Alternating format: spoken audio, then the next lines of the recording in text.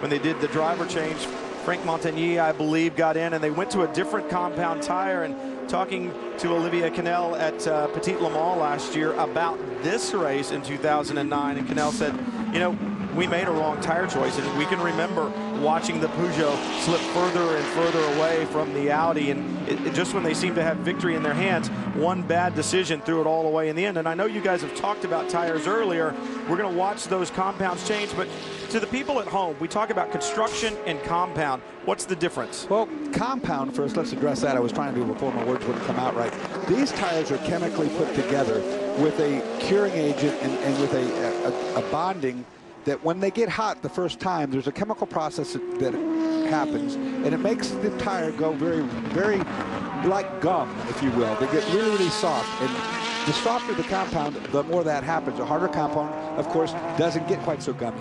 Each set of compound, a real soft compound, is going to be very fast. It's going to wear out very quickly. Hard compound's not going to be as fast, but it's going to be more durable.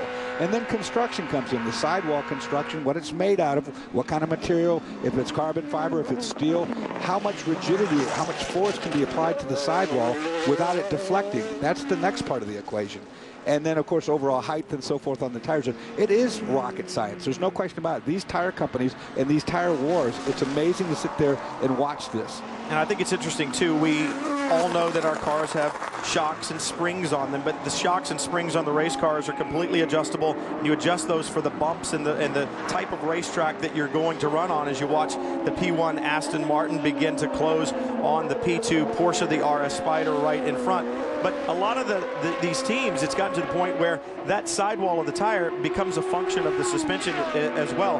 As much as it flexes up and down, they put that together with the spring and the shock on the car to figure out exactly how they're going to make the suspension move.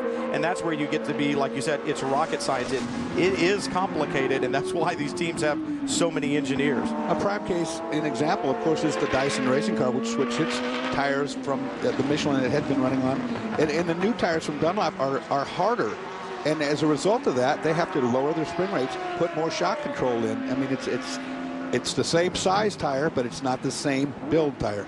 Second place in GT2 on pit road, the 92 BMW, the 90 BMW. Dirk Mueller still on track, running in fourth position. So a driver change. It looks like a routine pit stop right now. The 92 with Bill Auberlen, who has set the fastest lap in that car so far today, bringing that car in. We talked about how Auberlen seems to have a renewed fire in his determination, once being split with longtime partner Joey Hand. Joey in the 90 car, and I think it kind of reignited something in Bill, and we've seen it this weekend. And Joey, we were just riding on board a minute ago with the 90 car, as a matter of fact, as it's working its way to the back straightaway. It's Dirk Mueller driving the 90 right now, not Joey Hand. But watch and see if this 92 car can make it out in front of the sister car, which should be coming up the front straightaway here in a minute. Saw Bill Auberlen standing back there talking to one of his engineers. Here comes the 90, and right now it's a very slow speed. Look to your right. There comes. There you go. And there goes the lead, or at least the position. However, we know that the 90 car will need to come to pit road shortly as well. So it'll seesaw back and forth. And what everybody needs to do is back time the finish. You know when the checkered flag is going to be. You know how long you can run on a tank of fuel, and you need to start backing that up. And I guarantee you the engineers have done that already and begun to think when and where should we start making pit stops to get to the end. Let's ride in the BMW.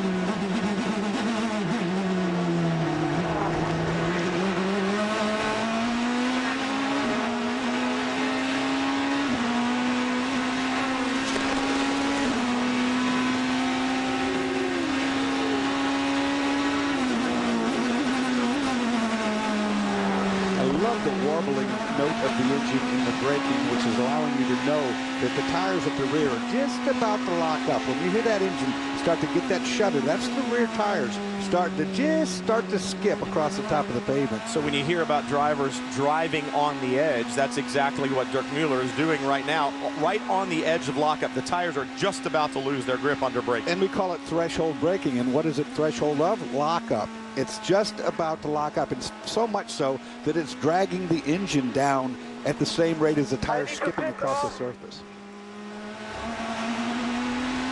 There's something on the radio, but it's just the tail end of the... One more lap, stay out. Okay, there's your answer to the when he's going to pit. Yep. One more lap, he's going to come in and lose the lead, or position, I should say, back to the team car. I find the other thing that is so interesting is that we can listen to the radio communication so clearly. Think back to when you and I drove.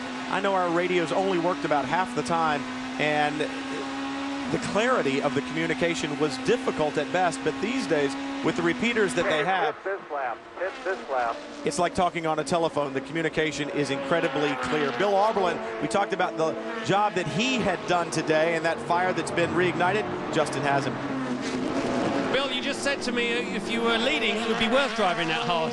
Well, I mean, it's really crazy. I mean, the Ferrari's up front, we're behind him. We trade positions every once in a while. It's like throwing down qualifying laps. You're just, every time you come across the start-finish line, you tighten your belts and you go for another one and another one. You got to do 28 in a row. Great fun. I mean, truly, what it says on my driver's suit is what it is to drive this. It is a joy to drive that car. It is doing everything right. And the team buys us 5 seconds every pit stop. You can't ask for any more. And then the Dunlop tires, fantastic.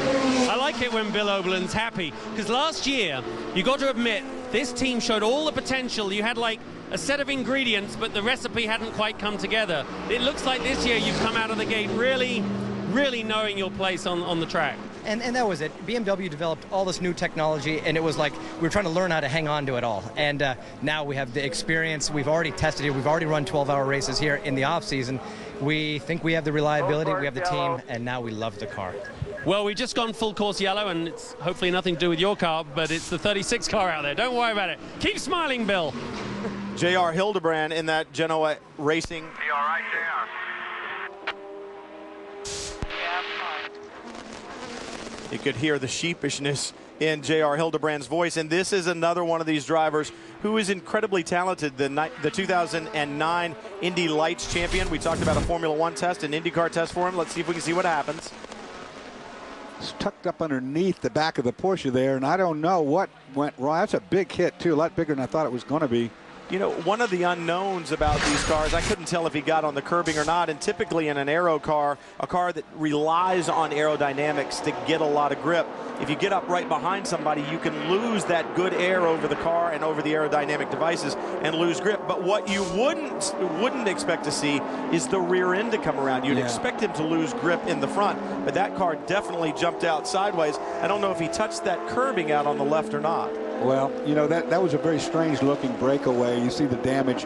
Hate to tell you this, but there's not a lot of spares available for these cars. You can see the damage to the wing. They don't have a spare wing, amongst the other things, but I don't think it'll make any difference because the left rear suspension is knackered. Okay, no penalties, procedural, and there's still a chance. Yeah, the voice of Tom Knapp. Of course, he hasn't seen the left rear Yeah, yet. he hasn't seen the left side of the car because it's the right side up against the wall. Significant damage, and even when you see that damage, you got to wonder what else is there. It takes that axle and shoves it into the transmission that is there in the center of the car, so the damage could be much more extensive than that. And disappointment for this team. They had run so well. J.R. Hildebrand fighting for the pole in qualifying, and now I know there's going to be a lot of disappointment. You see the wheel moving. If you can grab a wheel with your hand and move it, you got problems. You got problems. These people don't have a problem. They're getting to watch the racing here. There are your 5-class leaders. Remember, 5 classes in the American Le Mans Series competition here at Sebring. And the fans, they are loving it. And I'm getting hungry as I look at the ribs. Emanuele Pirro, welcome back, my friend.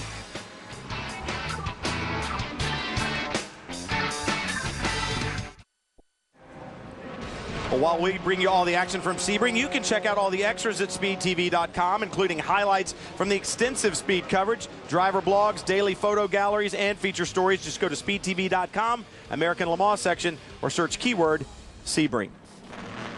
Cleanup on the racetrack going on. They're going to take this opportunity to check out the racetrack, maybe pick up some of those other pieces.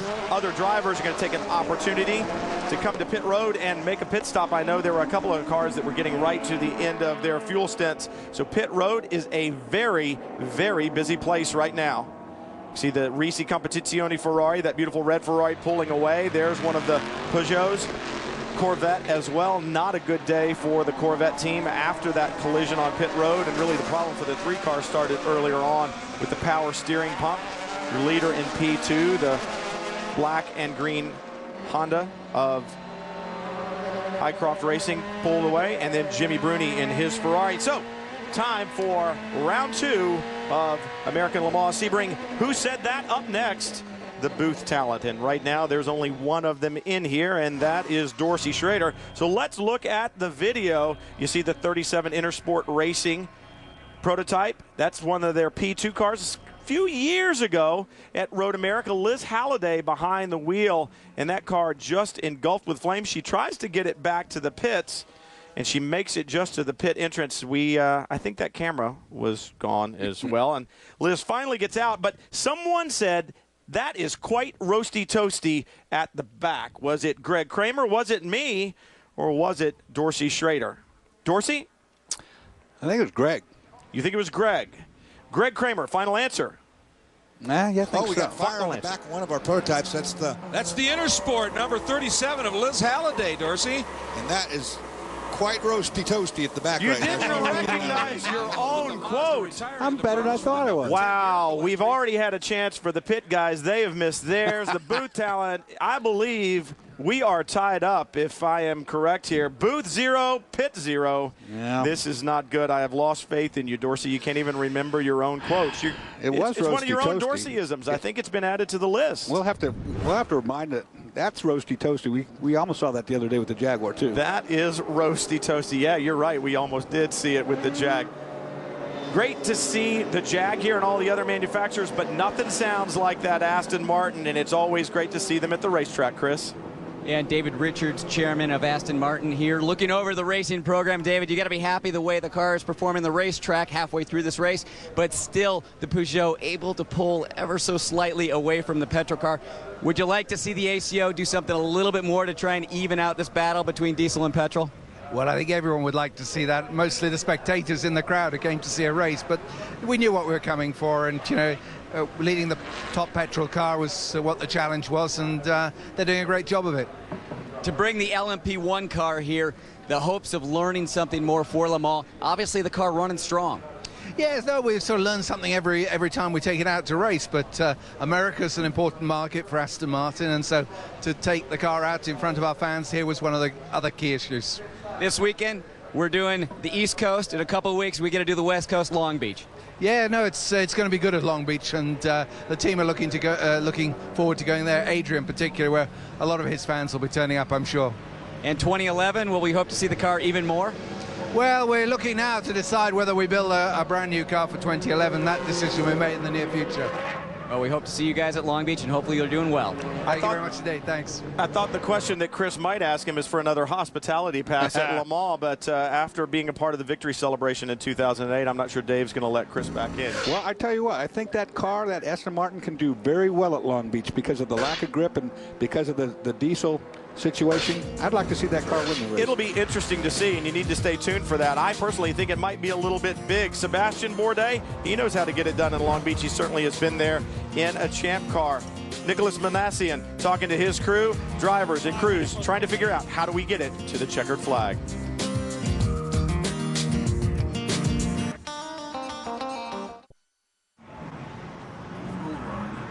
Jaguar pace car still out here at Sebring. 58th running of the Mobil 1 12 Hours of Sebring. 0-8 of Sebastian Bourdais. His Peugeot continues to lead. Let's show you why we're under caution.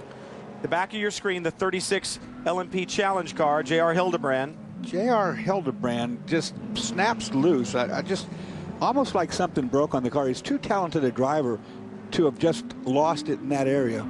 Something went on there. Or do you have that little bit of slide going and you do get in that dirty air, and now all the aero that you have is gone, and it's a combination of several things at one time?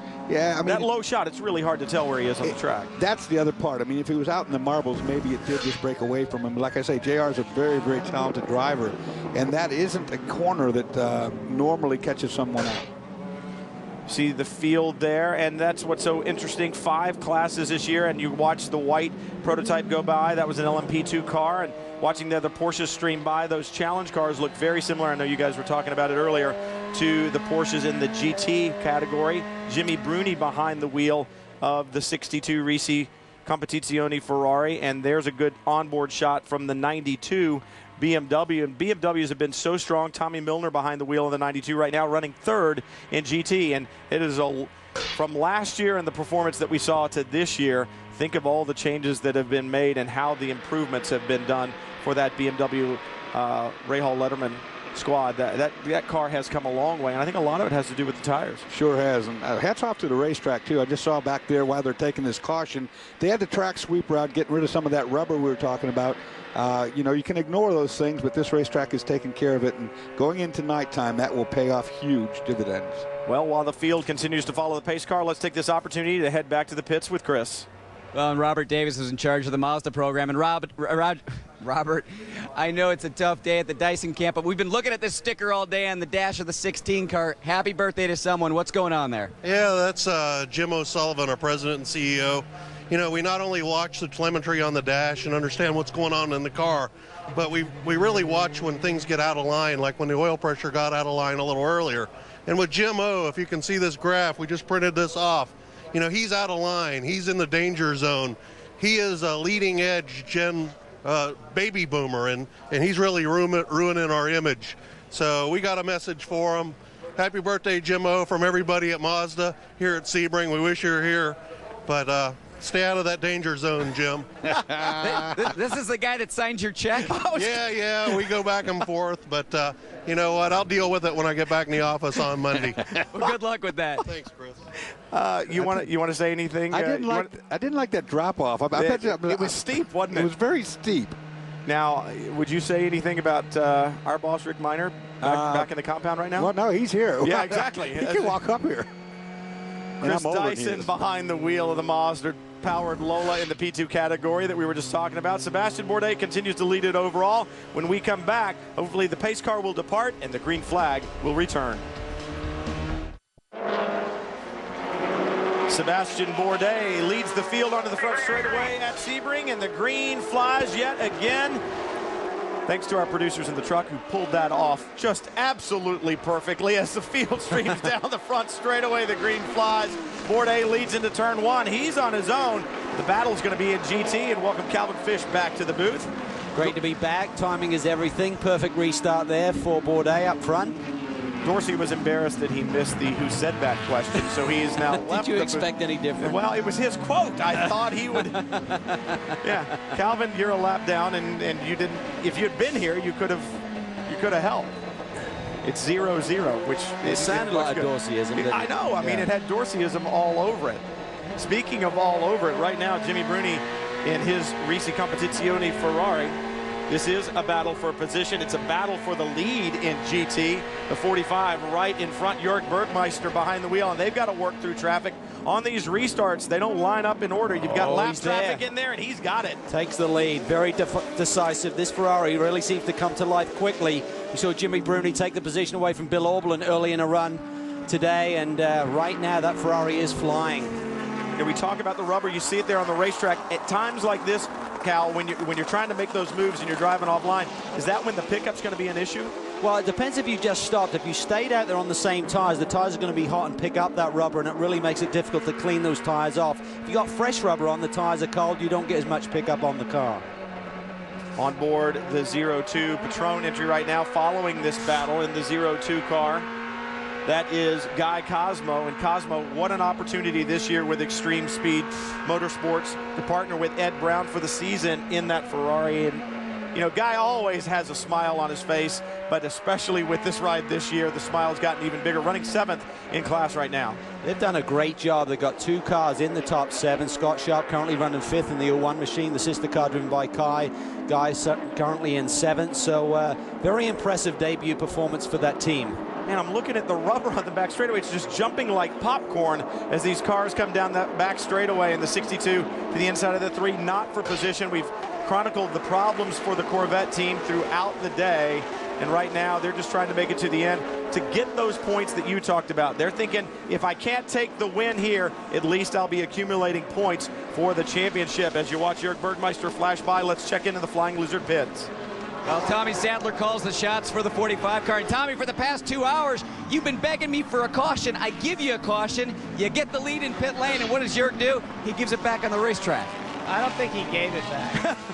Actually, I think it's going to take us a couple laps for our tires to come in. And looks like the Ferrari's being pretty aggressive. So we'll run with them. We'll catch him. I know you were pretty bummed out just a little while ago saying you just couldn't get, you were getting kind of pushed back because of circumstances on the racetrack, cautions, things like that. Now you're caught back up. You're with the lead. Can you stay with the lead? Yeah, I think we can. It's, I mean, we'll see. We'll see how they do. We're going to run flat out, though. You know, we're going to do our best. Well, these guys aren't going to give up.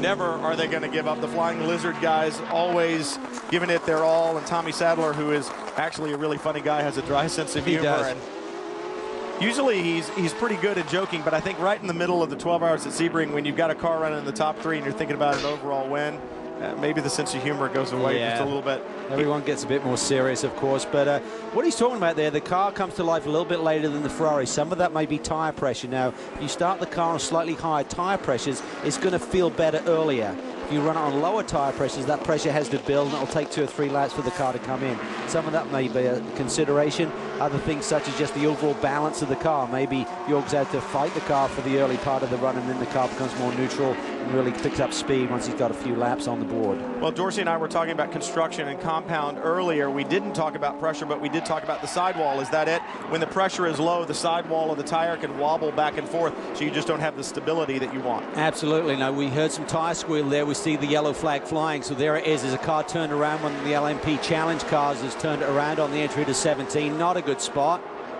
Good to see that car running again after its early problems. The 11 machine. It had problems throughout the day, and this is not the first spin. The 11 car right now on my timing and scoring screen. Unfortunately, we talk about their problems. There have been so many, they're off my timing and scoring screen, so I'm not sure who's in the car right now. I know Zugel had some problems earlier. There's Tom Weichert behind the wheel right now. He's a late race entry to that machine. Initially, they were going to go with just 2 drivers in the car and added Tom just last week, so he hasn't got an awful amount of laps in these LMP Challenge cars. He wasn't here for the open test, certainly. And I stand corrected. I said Christian Zugel had some problems earlier. He did in the 99 car. If he's in the 11, that's a problem. Yeah, he snuck down pit lane and gotten in the wrong vehicle, so my bad. I apologize.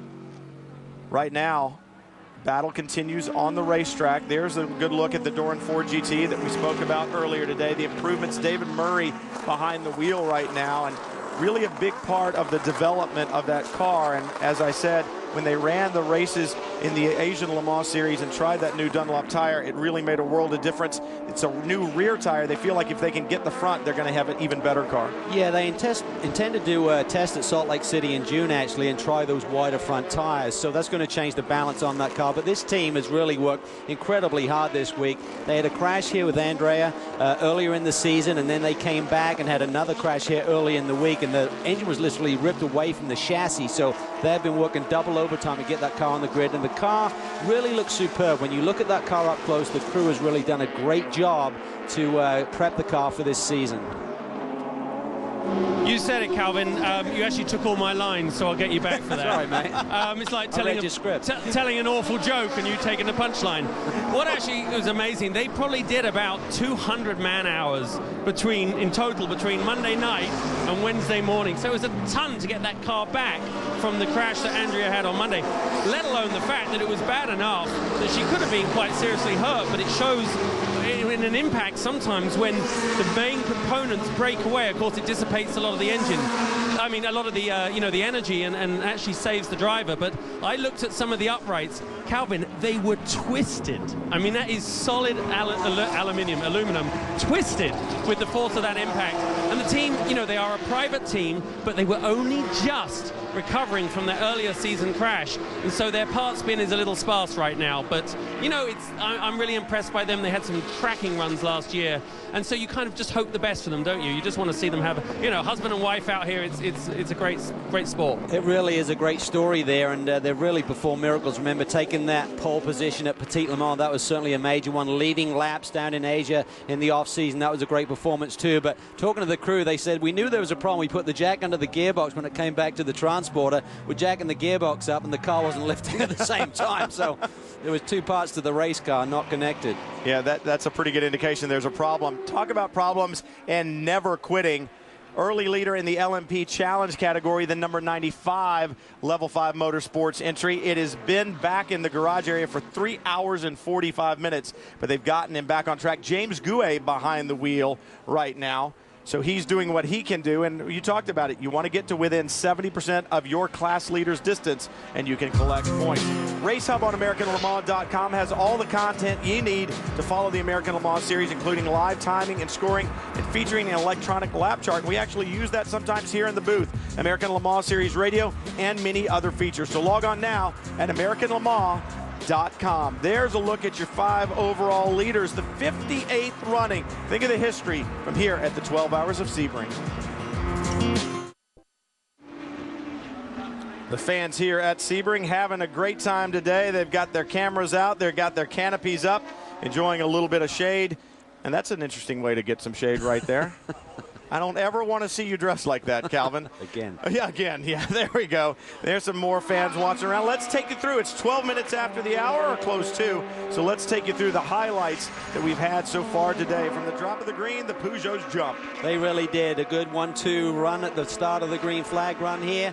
But meanwhile, there's a lot of pressure going on for that third spot. Look at this. Emanuele Pirro is really flying in the racing machine. And in GT2, the battle up front. Great to see the guys from Falken Tire up there with the lead early on. He takes the lead from Jörg Bergmeister, and that was a great job by Wolf Hensler in the 17. And there we look at that pressure. Pirro puts on Adrian Fernandez, dives down the inside, late outbraking maneuver. Great job. He's up to third. Welcome back to Prototypes, but welcome back to Sebring. Wasn't so sweet for Paul Gentilossi and his Jaguar team. A problem early on with the engine, and they were out. Oil pressure problems for the number 16 Dyson Racing Machine. They had a misfire. The default system basically kicked in when they saw low oil pressure.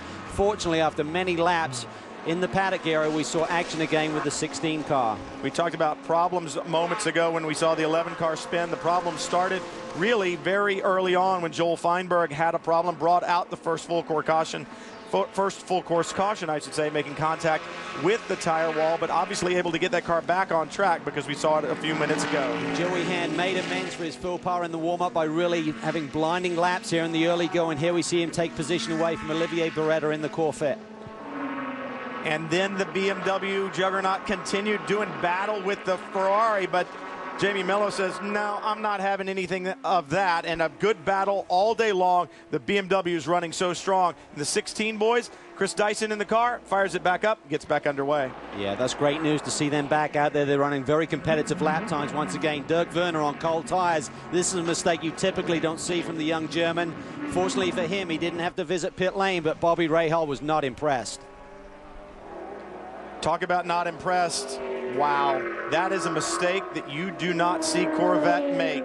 However, today the mistake was made, and it cost the team dearly. The 3 car had power steering problems early on. It would have more than that now, as they were able to limp back around and get the left front tire changed and some damage done, but the big damage was to the 4 car, who had to go behind the wall. There's the down front tire. They'll fix the bodywork, get a new tire and wheel on, but as I said, that is a mistake you just don't see Corvette make. No, you don't often see that. And for Jan Magnussen, he was waved out of his pit box as Emanuele Collard was coming in, and that was a huge impact. Really tore up those 2 race cars. They're in recovery mode, just trying to score points here today. You see the 4 come from behind the pit wall and back onto the racetrack with a new front end. Extensive repair done to that car to get him back out, several laps down, but there is a championship at stake, and they're going to run to the checkers.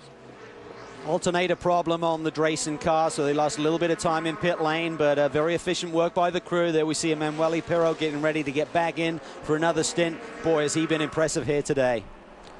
Christophe Bouchou has been impressive as well, but problems for that car. They came to pit road. Bouchou got in, but they had some penalties along the way as well. And right there he is serving one of them, and then he would have to return to pit lane to serve another penalty just moments after that. Was able to keep the lead after losing it for a moment. Speaking of losing it, J.R. Hildebrand losing it in his Genoa Racing LMP Challenge car. In a strange place, the car just seemed to snap very quickly. It really did. He may have lost a little bit of aero downforce there coming through that fast section of the racetrack, but the car got away from him. We're waiting to see if that car will see further action here today.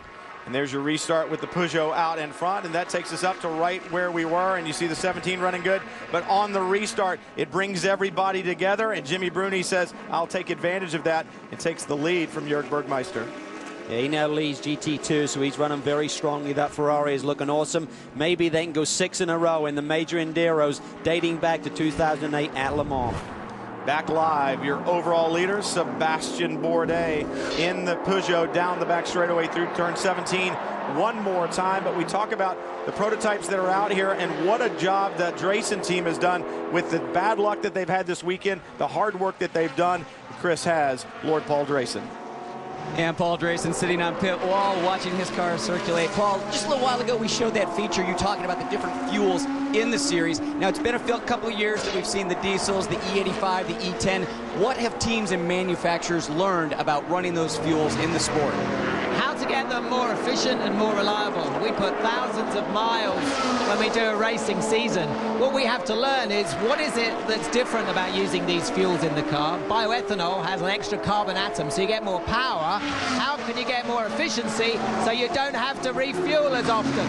The other thing we need to do is learn how to scale up manufacturing such that the price comes down, such that we can all use these fuels in our car.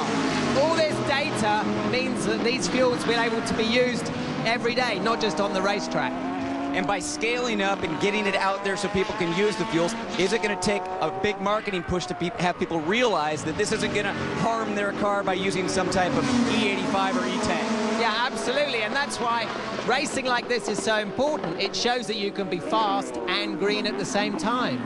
So it's about the marketing happening together with increasing the manufacturing capacity, understanding the little technical glitches we need to get right to get the most from these fuels, and then work together to use them. Okay, so this has been the past 5 years. Where do we see the sport in 10 years? I think 10 years at Sebring we'll be seeing an all-electric sports car racing here.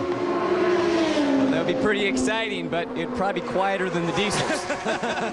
They'll have to put speakers on it and pipe out some kind of an engine noise or whatever. We need some politicians. He's a cool politician. He really is. He's a great guy and certainly understands what's going on with the green racing formula, of course, and he's really a big proponent of this, as you can tell. I know Lee talked about it earlier, but he is the Minister of Science and Innovation, Department for Business, as well as Minister for Strategic Defense Acquisition Reform. This guy does a lot in the government over in England, and he is passionate about the sport. And he said, interestingly enough, many of the other politicians over there have embraced it, understand what he's doing, and understand why it is important to the future. Well, certainly key is that he can come over here and run a full American Le Mans Series program while holding down a title over there in England. So he's a busy man, but obviously balances his work with his play. Let's call this play anyway. He takes it very seriously at the same time, and that's not easy to do. I mean, this is a serious business. He's got a team that is very well led by Dale White, who's had so much success over the years, particularly in the GT2 category with the White Lightning team. But they have really worked miracles, I feel, in transforming themselves from a GT2 team to a front-running Le Mans prototype car in a shorter space of time. Absolutely. And if we had a politician over here racing cars, we'd wonder where the money came from. I think it these days. But at any rate, Sebastian Bourdais just laid down his fastest lap time, the last lap, and that car just getting faster and faster as we roll through the laps here at the 58th running of the Mobil 1 12 Hours of Sebring. There's a look at your class leaders for the Corvette boys. Not having such a good day today.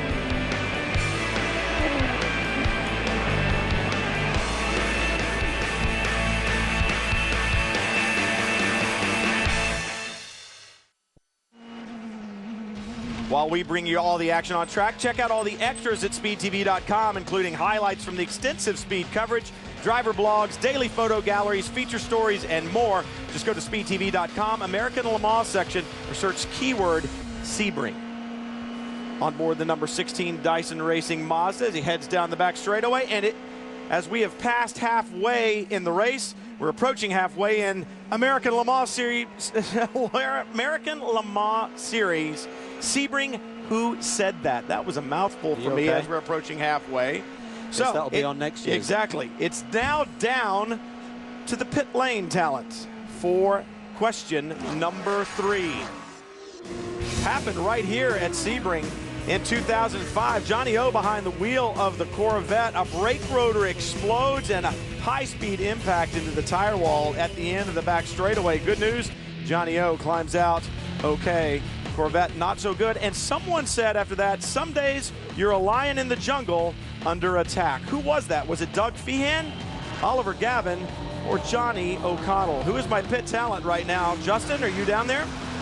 Yeah, I mean, Chris, what do you think? I definitely think a man that fancies himself as a lion would be Doug Feehan, but what do you think, Chris? Yeah, well, I think they're talking about the situation, and Doug Feehan typically likes talking about himself, so I don't think it's Doug Feehan. Do you guys need to make a phone call for help? Yeah, can I phone a friend? Do you have your cell phone on you, Justin? Yeah, no, yeah, my cell phone, and I don't know anyone smart enough to know that. Okay, who is it? Doug Feehan, Gavin, or O'Connell? Let's hear. I'm going to go with Johnny O. You're lying. I'll go with Chris because he knows so much more than me. He cheated.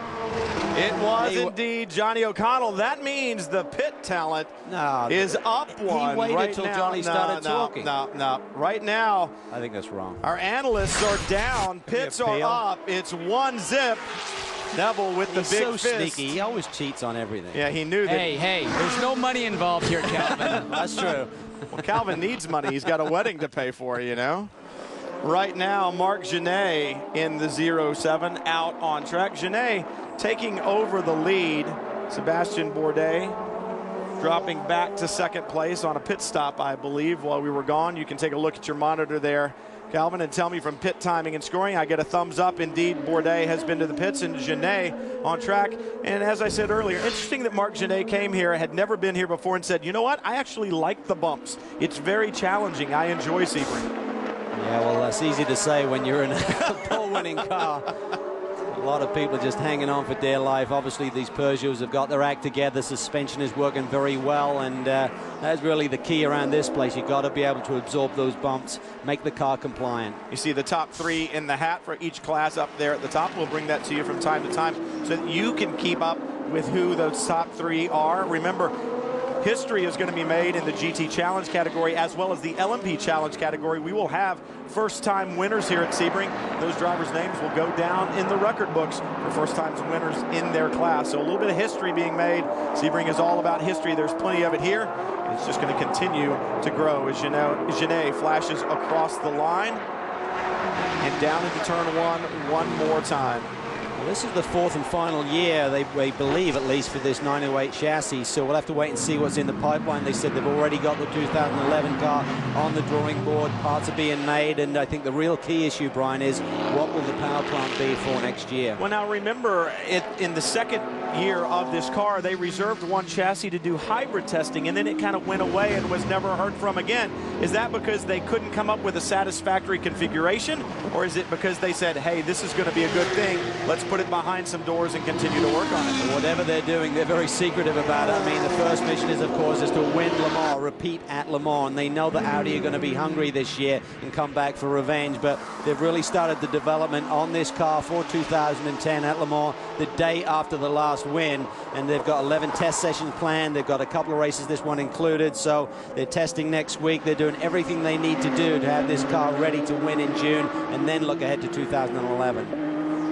And Cal, I had a conversation with Olivier Canel, who's in charge of that program, and that's exactly what he said. When he looks at his goals for 2010, it's all about winning Le Mans, and it's all about building that second-generation car. Asking him about that car, you know, what phase are they in? Are they actually building something up? It sounds like quite a bit of their computer modeling is done, and they're getting ready to start building. But the one thing that they've got to wait on is the 2011 regulations. Those have not come out yet. They're hoping to get those in the next month, and once they get those, then they can start to build up on the car, and they're hoping to be testing that car by the end of the year.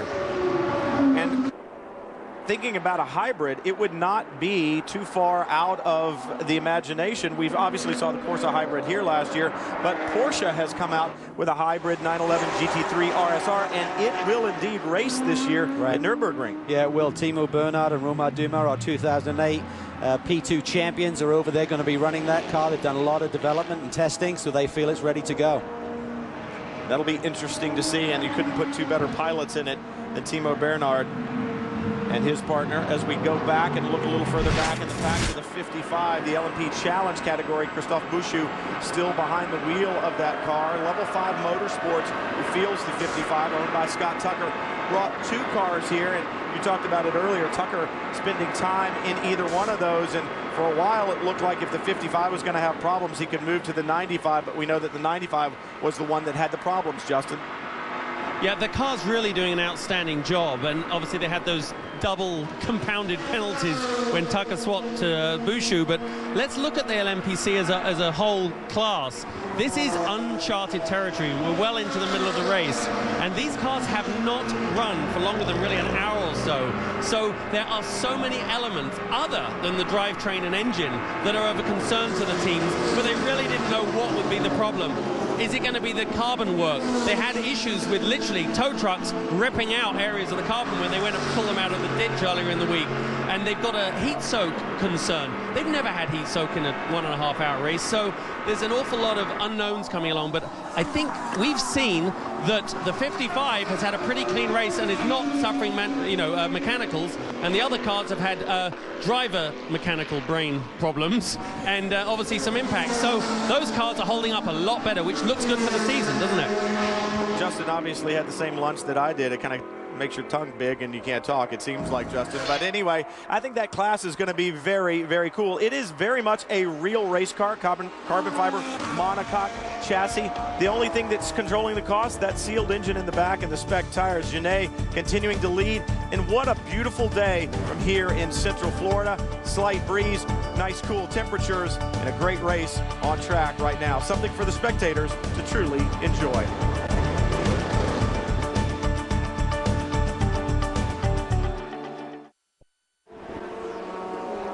We are back at Sebring for the Mobil 1 12 Hours of Sebring. Big thanks to Brian Till. He is having a much-deserved break along with Dorsey Schrader. So you got Calvin Fish and Lee Diffie up here with you folks. And we are joined by President and CEO of the American Le Mans Series and Panos Motorsports, Mr. Scott Atherton. Scott, this is an annual visit. You come to the speed booth each and every year here at Sebring. Firstly, welcome, and thoughts on the day, first up. It'd be hard-pressed to come up with a better script here between the crowd, the competition, and obviously the perfect weather conditions, which have been hard to come by this winter in Florida. Well, you know, isn't it amazing? Not what a year makes, but just a few months as far as you guys are concerned. It was all doom and gloom last year, according to the naysayers, and it was going to be a GT championship. Audi were gone, Acura were gone, and the dark clouds were coming in atop the American Le Mans Series. Plenty of sunshine right now. Yeah, unfortunately, I have to say I agree with all those things that were said way back when. It seems like a long time ago now, but it hasn't been that long. We were faced with some really difficult decisions to make about 8-9 months ago. I think what you're seeing today is the benefits of what hopefully people agree were some good choices.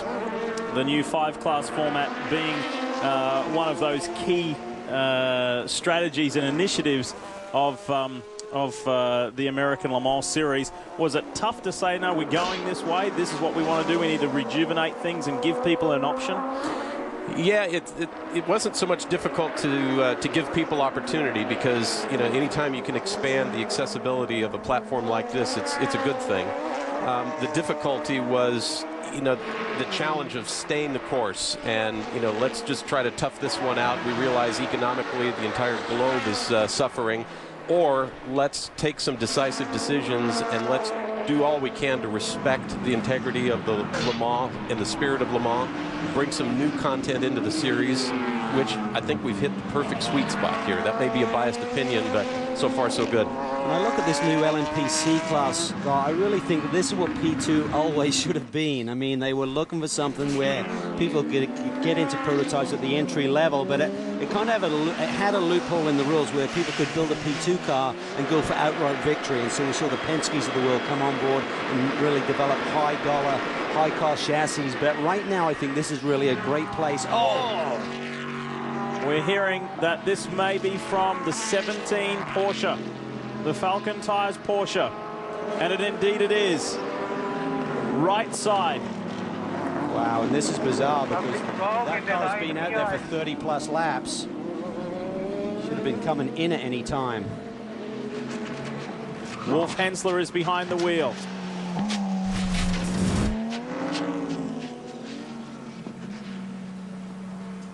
Coming out of turn 5, gets up on the curb a little bit, and that just dislodges the tire.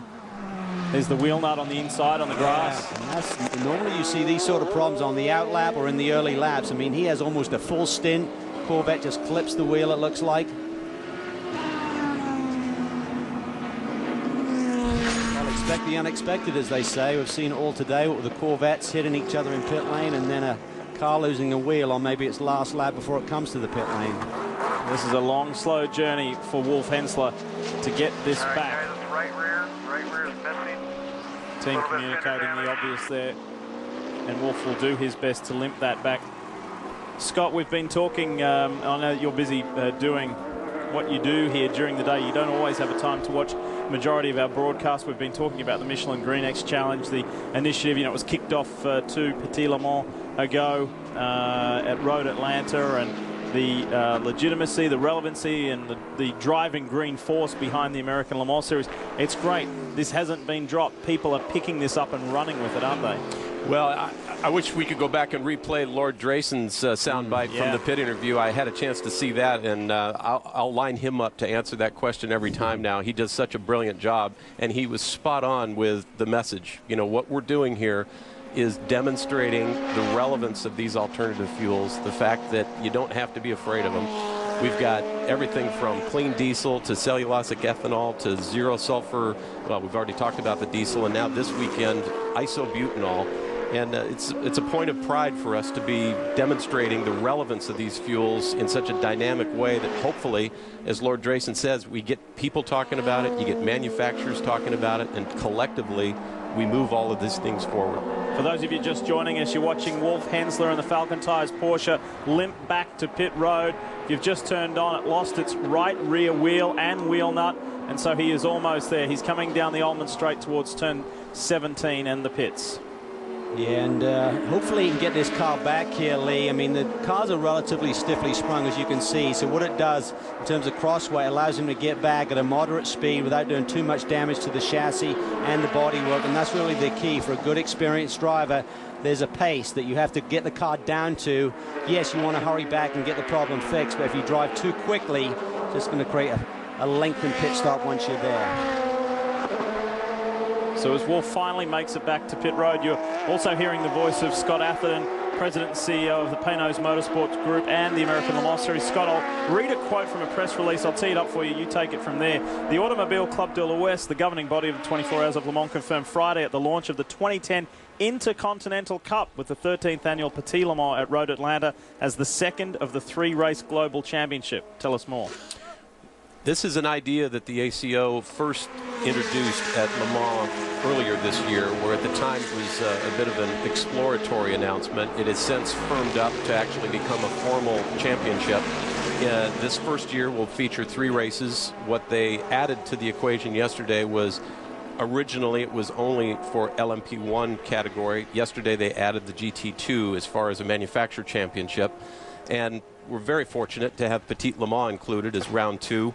It guarantees always what has been the case, but now even more so, an international field. We know we're going to get the top level factory teams out of Europe, Asia, wherever they may come from, to highlight at least these 3 events. You know, we're to be frank, we're guardedly optimistic here and supportive. What we don't want is this to become an alternative to a full American Le Mans Series commitment. And right now, I don't think that's in jeopardy, but as I say, cautiously supportive. Depending on the success this year with the Cup, maybe 6 races for next year. There's talk of that, and maybe Sebring being added potentially. It's obviously a stellar race. They'd love to have it, I'm sure. No question, Calvin. And, you know, you look at who's here, Peugeot, Aston Martin, Audi, of course, wishes and wants to be here. Next year, if this event is added to the Intercontinental Cup, which we believe it will be, once again, you'll have that guaranteed world-class international field, which frankly has always been a hallmark of these events. But with economics being what they are and manufacturer decisions and all that goes into defining whether or not they're at a certain event, it'd be nice to have this event as well as Petit Le Mans included on that list. To use a golfing analogy, is it almost like the PGA Tour, but then you also have the World Golf Championship events incorporated within that? Yeah, the majors. And, you know, I think we're not in jeopardy of losing full factory involvement in the American Le Mans Series in exchange for the Intercontinental Cup. I think you will see, you know, factory programs that are based in a full season commitment that then have the option of taking advantage of these true marquee events around the globe. When you look at the diversity with the manufacturers in the series as a whole, but particularly in GT2 this year, Scott, I mean, this is just phenomenal. Did you ever foresee, I mean, we've always talked about the prototype battles, but this GT2 category has just become something else this year. It has, and it's been, thankfully, become more and more well documented by the media of all sorts. They've described it as eclipsing for the first time what Trans Am was at its absolute peak back in the 70s, where you had true factory teams, professional drivers with cars that people can relate to. The Ferrari that you're looking at is the Ferrari that we could ideally aspire to own someday. Same with a Corvette, same with a BMW, same with a Jaguar, same with a Porsche. This is relevance in its truest form. You know, what they're developing in technology in these cars is directly transferred back to the production version, and that's what this racing represents. That's what separates us from basically everyone else. We see some very nice involvement right here around the track, corporate-wise by Jaguar. As far as series goes, we now say the American Le Mans Series presented by Tequila Patron. Appropriately, we climb aboard with one of the Ferrari 430s here, Guy Cosmo at the helm. Right on cue. Big injection for the championship. Yeah, it's the first time in our 12-year history now, we're starting our 12th season with this event, that we've had a presenting sponsor, and there couldn't be a better fit for us than Tequila Patron. Premium brand. You know, what they have brought to our series over the past several years is benchmark, and the fact that they have elected to expand their investment during what most people describe as still very challenging times, I think is a testament to the return on investment that they've received. And you've mentioned Jaguar, having a new manufacturer coming into the series as they have at a time when most of the headlines are talking about programs being reduced or in some cases eliminated. Again, a point of pride that we have to be adding to that list. We were talking about, Calvin, myself, Brian, Dorse, about how, for want of a better adjective, how cool it is to have a member of Parliament from the UK and Lord Paul Drayson competing. Pretty cool too for the CEO of Patron to be competing. Yeah, you know, that at times that can be a point of contention, because you know he's the first one to defend the corporate decision for their involvement, because you know they have a board of directors, and if there wasn't an appropriate return on investment, I guarantee you they wouldn't be here. They certainly wouldn't be expanding their involvement. Slight change in the calendar this year, Scott. We've got Petit Le Mans now as the final race. I think that's great to have a big endurance race at the end. But talk about the aura of Sebring coming back here and 58 years of history of racing here. Just a phenomenal place. Calvin, we had the every other year they have the Hall of Fame induction ceremonies, and we had a luncheon for the new inductees yesterday. And the stories that come out of every one of the inductees about going back to the early days in the 50s, and you know, there was examples of event organizers and manufacturers and drivers, and some of the stories that they come up with are just incredible to hear, especially when you compare it to how things are done today. I don't know of a motorsports venue in North America that has more history than this. Simon Pagenaud, you're looking at on screen, currently best P2 car, as has been the case all day long, and fourth overall. Calvin touched on the schedule. Scott, walk us through it. Next up, Long Beach, you know, the granddaddy of them all for street circuits, and for our manufacturers and corporate partners, it doesn't get any better than that Southern California market. Then up to the fantastic Mazda Raceway, Laguna Seca. A change this year, historically in recent years, has been our season finale. We've moved it up into a springtime slot. It's going to be you know, interesting to see how that plays. Back to, you know, the benchmark road racing facility of North America at Miller Motorsports Park in Utah. And then off to another extremely historic venue, that northeastern market, the New York, Boston area. Again, extremely important for our corporate partners up in Lime Rock Park. Continuing on, Mid-Ohio, doesn't get any better for road courses than that. Joining up again, as we did at Long Beach with the IndyCar, we play well with them, so we'll have a Saturday race there. In Elkhart Lake, I hate to pick a favorite, but that's my favorite road course, you know, for both on and off the track. You know, best track food in the industry. If you haven't tried it, I recommend it. Up to one of our facilities next up in, you know, the heart of Canada, the biggest market up there, Toronto, with Mosport. And then, as you said, the finale back where it should have been, and Dr. Don Panos is very pleased to have it back where it belongs, and a great finish at Petit Le Mans. Certainly going to be very exciting. We are under our third full course caution. The 17 car, we understand, has lost yet another wheel. We will follow this story in a moment. Scott, we like to do this with you each and every year. We open up the floor. Anything else you want to get off your chest? You want to tell our viewers, tell the ALMS fans? You know, I'm sure there's some purists out there that would like to see a stronger representation at the front of the grid in the prototypes, and I'd be the first one to hold up my hand and say I agree. I hope everyone appreciates what we have done this year to keep the series moving forward. We've got a crowd here at Sebring that is back to the 08 levels, which has increased over last year. I've been stopped several times this weekend by people saying, love what you're doing with the LMPC class, you know, keep it going. And you know, we're wide open here. We've got a brand new website that we would invite people to go to and give us some feedback on how they think we're doing. All right, well, thank you very much for calling by. Thank you for your time. Well done on what you're doing with the series, and we wish you a very successful season. Thank you, guys, and great job once again with this broadcast. It's perfect.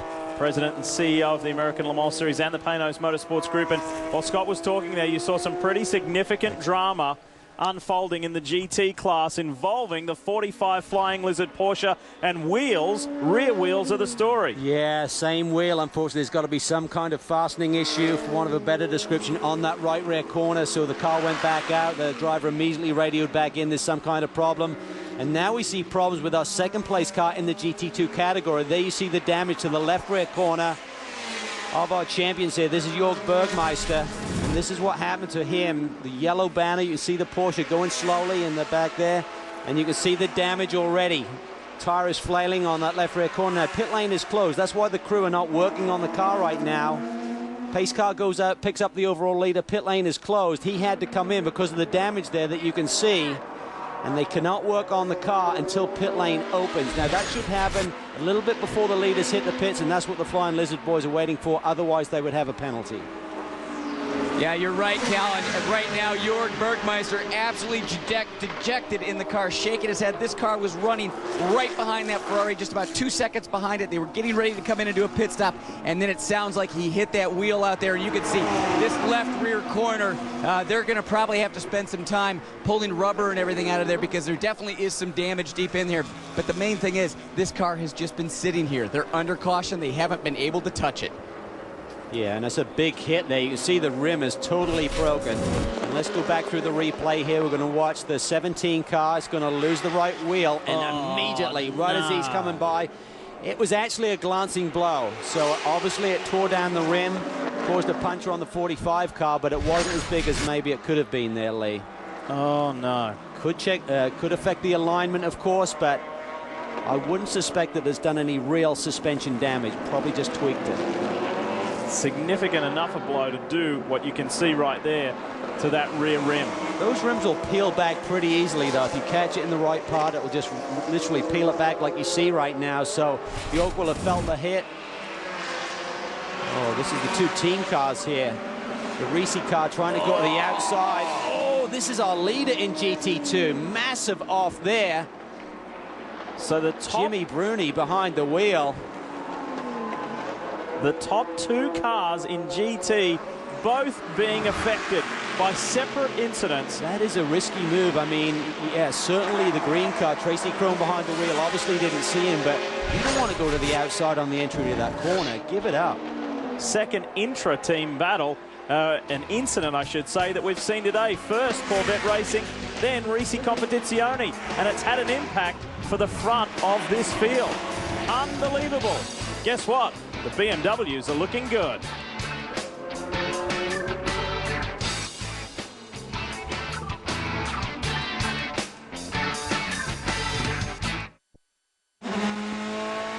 Quick reminder for you folks that Thursday at 10 p.m. Eastern, right here on Speed, it is Bull Run. The pressure mounts. The competitors begin to crack, and before this leg of Bull Run is over, 3 teams will face one of the toughest challenges yet. It's a new episode, Bull Run, Thursday at 10 Eastern, right here on Speed. As we say, welcome back to Sebring. We are under yellow, and the pits were opened. Team able to go to work, team being Flying Lizards. What they probably did, they probably just put that wheel on, didn't take time to put the fuel in, because they couldn't afford for these leaders to come in and still be sitting there. They had to get the car out and not go a further lap behind. Right now, He is showing 3 laps behind Jimmy Bruni, and we know that Bruni had his incidents. We'll have to see if that has any effect on the lead of this race. Top of the tree, both Peugeots coming to pit road. Here we go, the 07, the 08. Marc Genet, Sebastian Bourdais. Look at the frantic activity in the Peugeot pits. Bourdais already out of the car. So too Genet. Driver changes, refueling, new tyres, it's all happening. It looks like they're going to be back on the same sequence now because they're kind of off sequence. One would be taking fuel only and then the other would be taking tyres, but I think they're going to take the option under caution to put fresh tyres on both of those cars.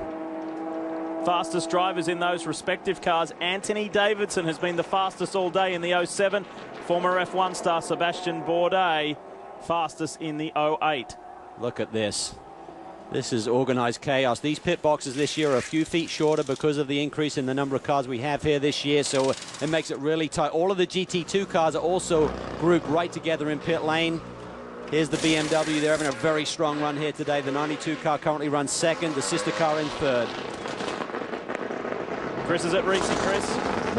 Yeah, I'm looking over the car, guys. It doesn't look like there's significant damage to the car. I didn't see the incident, but there was quite a bit of grass in the grill. They've already cleaned that up, fueled the car. Just going to do tire change and then send it out. Looking around the rest of the car, it doesn't look like there was really any damage for what happened with that off there. BMW is already down and away.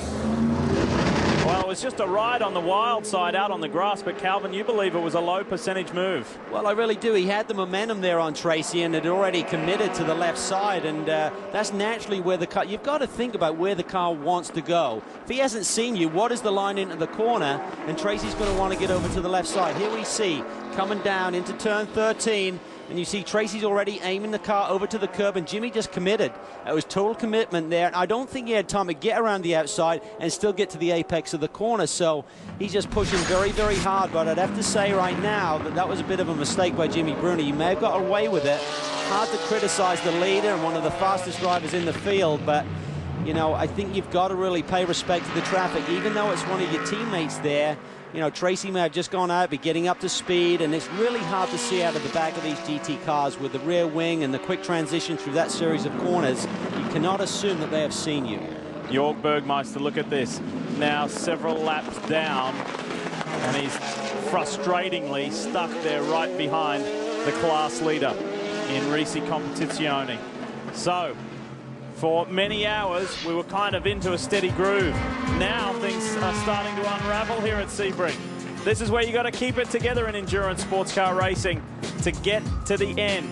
Available for 2010 is the American Le Mans Series iPhone app, available for free from the iTunes Store. Have series news, video scoring, and more sent directly to your iPhone. Calvin's already got it. You should get it too. AmericanLeMans.com today. Look for the iPhone icon.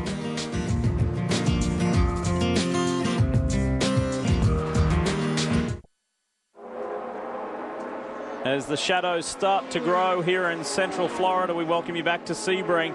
And the Peugeots have been controlling this event, this race, all day long at a very controlled pace. They're doing exactly what they need to do to have a form finish, 1-2. But just how hard will they push each other towards the end? Who wants the victory more?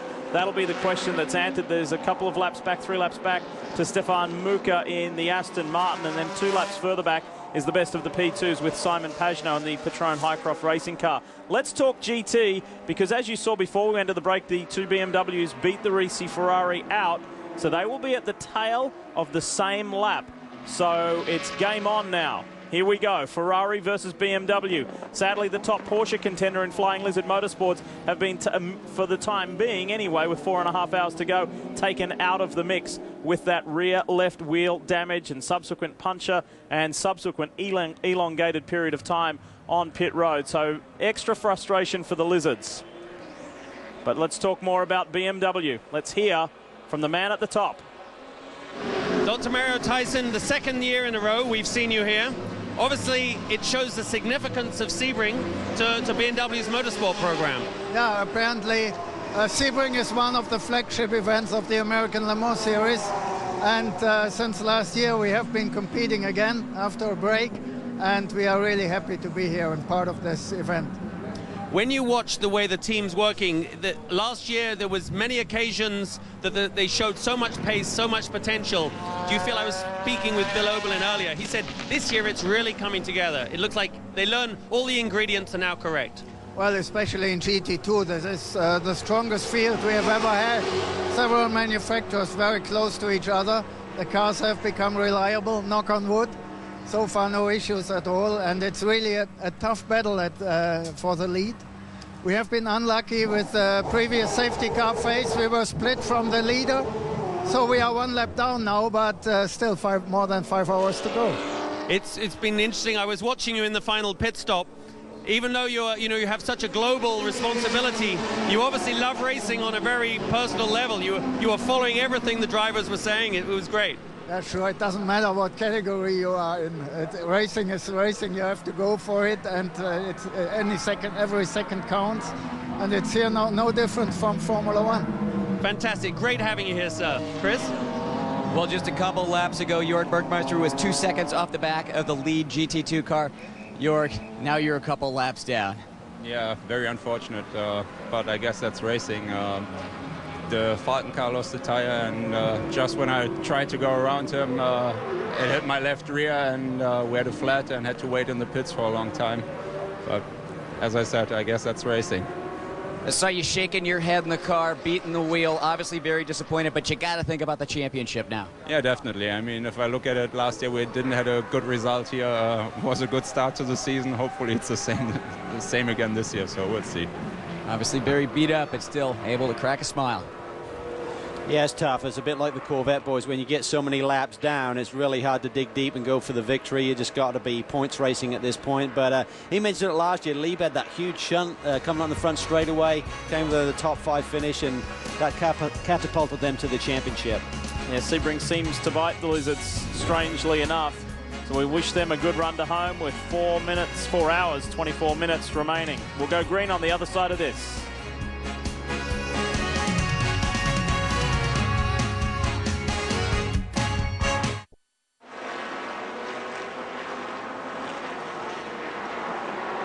Coming to green, the end of our third full course caution. You will see the Jaguar pace car pull off, the XKR. And we are ready to go racing. You're looking at the 2 Peugeots, the 908, the diesel-powered 908s, as they whistle their way through traffic. It's an LMPC prototype up ahead. One of the Peugeots is able to get through. That's the 08 of Pedro Lamy. Is that the gap that we were looking for? Are we about to see some racing between the sister Peugeots? Anthony Davidson slots into second there, the second of the 2 Peugeots there with the white mirrors, the blue mirrors on the 08 of Lamy out front. Pedro has had some confidence-knocking, confidence-affecting incidents of late. Do you remember the Rolex 24 at Daytona? He crashed the car in pit lane, slammed it up against the wall. Here, earlier in the week, he took the 08 off, ran it across a curb. It heavily affected the car, so much so they needed to replace the top. And when that happens with you, when you're such a high-profile driver, he's something like a 4-time Le Mans Series champion, ex-F1 driver. He is a race-winning, he is a championship-winning driver, but your confidence can take a hit. Absolutely. When you have 2 in a row like that, 2 big events, certainly Daytona and here, I mean, it does sort of like make you second question things that you're doing on the racetrack, things you do naturally. Suddenly you start to second think, and that can take you out of your groove. So he'll certainly be careful on occasion. I mean, you know, he certainly doesn't want to have a reputation as being a crasher, and right now he's not had a good 3 months. Spoke with Pedro at length several days ago. He said, not having Audi here, in his opinion, has 0 impact on what Peugeot is trying to achieve here. He said, we are testing, we are on our campaign, we are on our program, we don't care that they're here or not. Now, some of his Peugeot colleagues had very different opinions. However, it's a moot point, really, isn't it? Because they're on their program, they're doing what they're doing, and we have to wait to June to see the great head-to-head battle again. And he said they just continue to refine this chassis in terms of reliability. All of the testing they're doing is just really looking at components, making small changes and refinements to this car. They recognize that winning these big races, yes, you need to have the speed like they had last year at Le Mans, but you also need the reliability, and that is the key factor. From up front, the Peugeot party. back a little ways to GT and the class-leading car of Pierre Caffer. He has stood on top of the podium here twice at Sebring, once overall, once in class. Can he make it 3 here today? Well, there's still a long way to go. Let's hear from one of his co-drivers who had an anxious moment not that long ago. Yeah, Jimmy Biruni was behind the wheel when you had that incident with the sister car. What happened there, Jimmy? Basically, the previous corner I was inside, and for the next one I was outside, but I was already side by side with him, and for sure he didn't see me, and he hit me, and get lucky to find on the grass a little road, and I was recovered on the circuit. For about the past hour, you were really shadowed by the Flying Lizard car. Now that car taken essentially out of contention, but you've got some distance between you and the BMWs. Does that change the strategy in these last few hours? It's still too early to say what we'll have to do. We'll see in a couple of hours. It was good fun on the beginning of the race, and after with Jorg, we make some movement, and I passed them. So I was enjoyed doing this race again, like always. Glad to hear there's no issue with the car. Well, they're in good shape, and of course he had a second-place finish here last year with the AF Corsa team, and he's going to be running full-time here on the American Le Mans Series, and I think he and Jamie Mello are going to be a formidable pairing in that class. I mean, everyone has got all of their guns on board this year. They recognize it's going to be a hell of a fight. And let's not forget that he has won Le Mans in GT2 with this team, with Risi Competizione, so he feels right at home. Let's give you a blow-by-blow, an overview of our 5 classes here for Sebring. There'll also be 5 classes at Petit Le Mans later this year, the 2 ACO races running under the ACO rules and regulations. So let's start with P1, and we remind you that it's our 12 minutes past the hour update. It's Pedro Lamy, Anthony Davidson, Stefan Muka. 1, 2, 3. Simple as that. Peugeot, and Aston Martin. In P2, Simon Pagenaud. These boys have been in control. It has been a relatively calm day for the Patron Highcroft organisation. And you have Klaus Graf for the Muscle Milk Porsche, and then Chris Dyson in the BP Dyson Mazda Lola. That's the way it goes. LMPC, Christophe Bouchou. What a debut race it would be for the Level 5 Motorsports boys, if they could grab the win from Green Earth Team Gunner. There is a huge margin there, so they're looking comfortable. And then you go back to the Genoa team of J.R. Hildebrand in third. GT, which the spotlight has been shone on, and here you have 2 guys on that graphic on the screen right now. Werner and Hand are second and third. They're chasing Pierre Caffer. They are now on the lead lap. It's a Ferrari 430 GTE versus 2 BMW M3s. How far will this fight go? How close will it be at the finish? And in the GTC class, you have Gonzalez, Capuglia, Friedman. So you have 2 of the Alex Job cars, and then you have the 69, the Speedworks car, run by the boys from Autometrics. So they'll be pleased to be there, and a comfortable margin, so the 1 lap, 3 lap gap right there. So that gives you an overview of who is where. Can't help but think down the track a little bit, Cal, some 4 1/4 hours away. Remember that finish we had here several years ago with the Flying Lizards and with Risi for the closest ever finish in class coming across the line? Will we see that this year with Risi and BMW Rahal Letterman Racing? That was a fantastic finish, and Sebring has not always been kind to the Flying Lizard boys, and today another case of that, but they'll keep digging and hopefully maybe scratch their way onto the podium tonight. Shows how much experience means, because team principal Giuseppe Risi, who owns and runs this squad, he was saying to me the other day when the car was heavily damaged and his mechanics were bashing and crashing away on it trying to get it repaired, he walked out, shook my hand, he smiled, and he said, I guess this will add to the story. Certainly will, and Pierre Caffer here is getting back into a groove. I mean, when you've got nearly a lap lead, it allows you that comfort zone of not being under pressure, and can make sure that the car feels right, get the tire temps up, get the tire pressures up. And this car has really been very, very quick here today. So Pierre Caffer, we know, will get the job done. Had a bit of a rough start last year, and a lot of tracks he went to on the ALMS calendar he hadn't seen before, but certainly in the second half of the season, he came on very, very strong indeed. If you haven't seen it yet, go to your favorite website, speedtv.com, or various other sites. If you haven't yet seen pictures of the new Ferrari 458, yet to be confirmed if it will be the race car of choice next year, but it's highly likely. And if you think this 430 is a gorgeous car, this 458 is something else.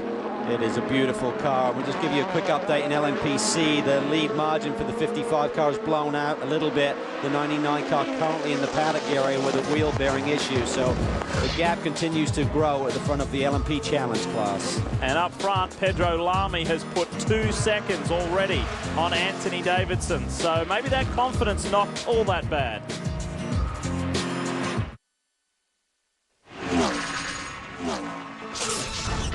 Speed's coverage of the American Le Mans Series Mobil 1 12 Hours of Sebring is brought to you by Mazda. On any given weekend, there are more Mazdas road race than any other brand. And by Tequila Patron, simply perfect.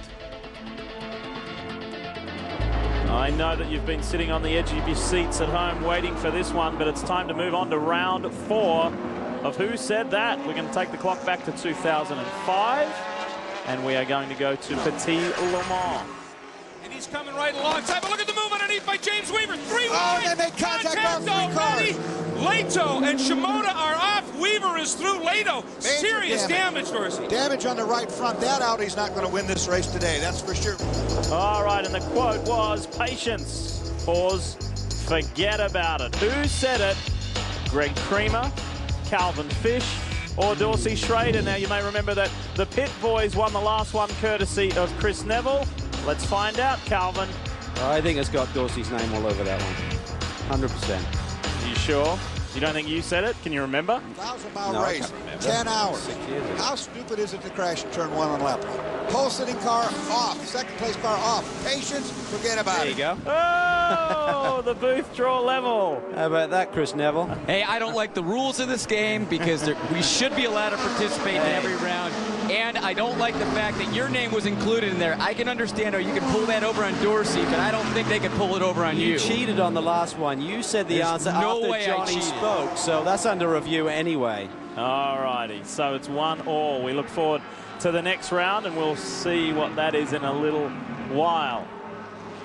If you've just joined us and you're wondering what all of that was about, don't worry about it. Isn't that a beautiful shot from the Porsche aerial cam? Here at Sebring International Raceway. Massive crowd. Look at all the campers. It's a real week's festivities for many of those. All right, Davidson has pulled this lead margin in by about 0.4 of a second. So these are the 2 Peugeots we're talking about. 1 and 2. It's been this way all day, folks. If you've been out, you've been busy, you've been in the yard, whatever, this is the story. You have not missed anything up front. These beautiful machines in their 4th and final year. If they come back to Sebring next year, we will be seeing a new iteration, a new Peugeot. And we look forward to that. Aston Martin, we understand, are a long way down the track as far as their drawings and the concept of the car. They have not yet started manufacturing parts. We do know that there is an Audi R15 Plus in existence. It's been testing at Homestead Miami Speedway, and it will be testing here next week. So there are lots of new cars coming for us to enjoy here in the United States and in Europe as well. These beautiful sports cars. This is the Lola Aston Martin, and Stefan Muka behind the wheel.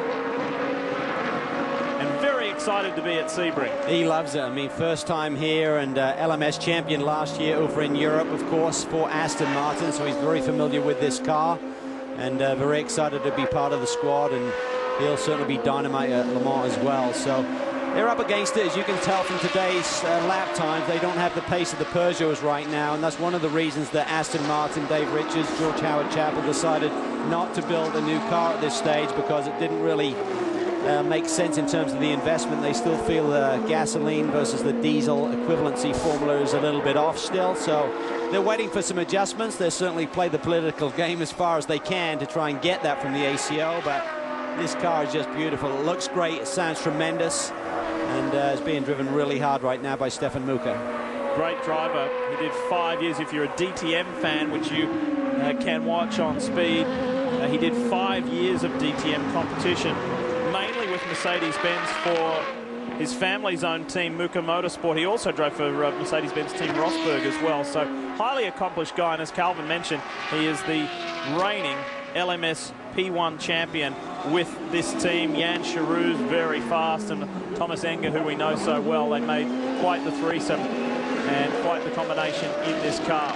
See one of the louvers there on the left front bodywork starting to come adrift. This is typical in the late stages of the going. We've seen a lot of pickup thrown through these little louvers, and it changes the aero balance a little bit.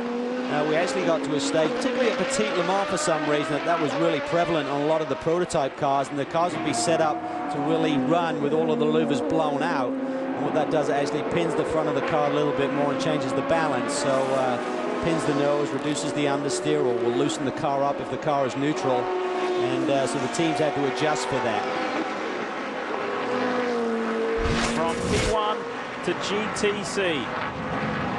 And let's talk more about this 81 Mission Foods Porsche 911.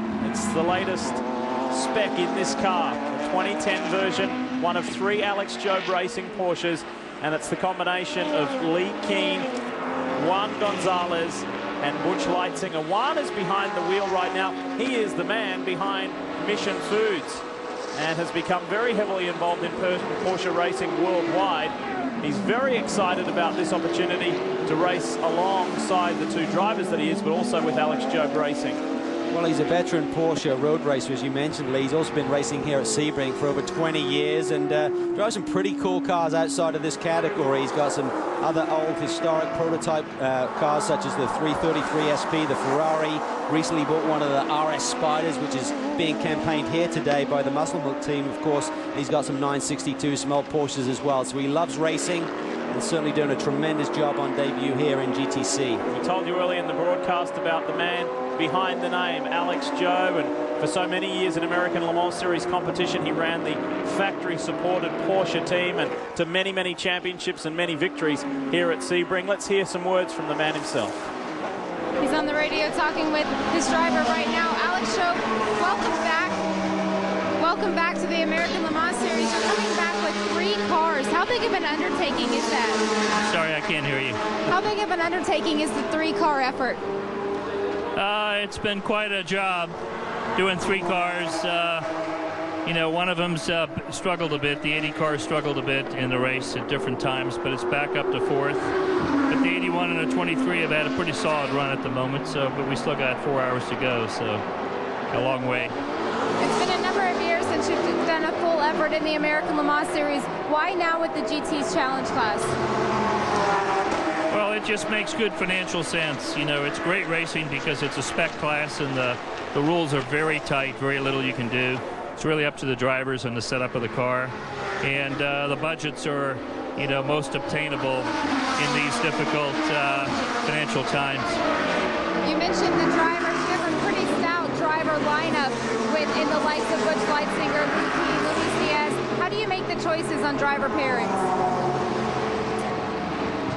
Well, I mean, you know, Juan is here because of Mission Foods, and he brings the budget, and Juan's doing a great job. You know, this is his first 12 hours, and he's doing everything that we expect and more.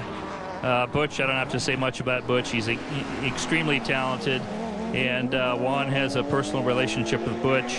And then Lee, I mean, I saw the talent in Lee, and I was able to bring Lee as the 3rd driver for this effort. So it's worked very well so far, that's for sure. With 3 cars for a full season of competition, what are your expectations for the year? Well, if I got 3 cars, I'd like to finish 1, 2, 3.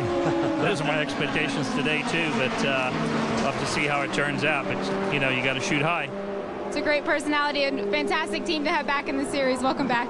Thank you. It's great to be back.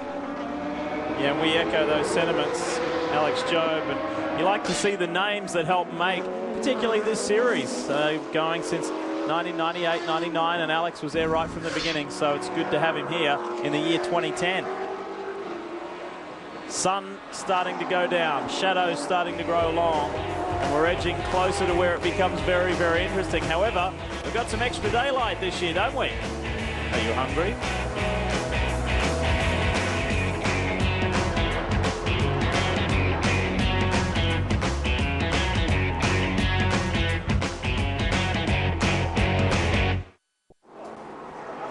things are starting to tighten up as the clock winds down. We're inside 4 hours from home in the Mobil 1 12 Hours of Sebring. Just 1.1 seconds first to second. That's what it looks like right there.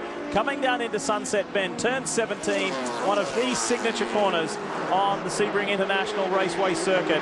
And it's still Peugeot 1-2. Pedro Lamy, the Portuguese driver, Anthony Davidson, the British driver, who farewelled his very comfortable home at Aston Martin Racing. Here he is here, the diminutive Brit, and I asked George Howard Chappell, who runs Aston Martin, I said, are you sad to see Anthony go? He said, very, very sad to see him go. However, I must say that we are all very excited for his opportunity with Peugeot. He's a multi-talented young man. He's had a diverse career. He did do some time in Formula One. It didn't quite grow into what he wanted it to.